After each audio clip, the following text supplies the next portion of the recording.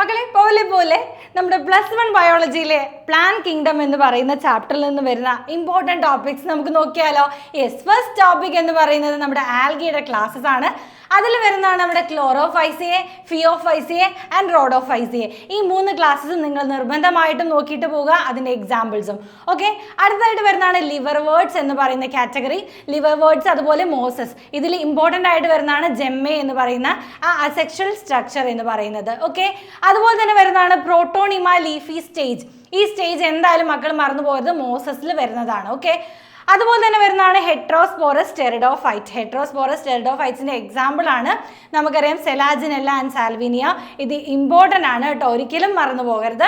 Okay, അടുത്തായിട്ട് വരുന്നതാണ് prothallus and mycorrhiza. Prothallus എന്ന് പറയുന്ന ആ ഒരു സ്ട്രക്ചർ ഒരിക്കലും മറന്നു പോകരുത്, ഇതും പഠിച്ചിട്ട് വേണം പോകാനായിട്ട്.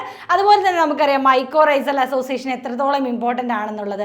ഓക്കെ, ഇപ്പം ഇത്രയും കാര്യങ്ങൾ നിങ്ങൾ പഠിച്ചിട്ട് പോയിട്ടുണ്ടെങ്കിൽ പ്ലാൻ കിങ്ഡം എന്ന് പറയുന്ന ചാപ്റ്ററിൽ നിന്നും നല്ല മാർക്ക് സ്കോർ ചെയ്യാൻ നിങ്ങൾക്ക് സാധിക്കും.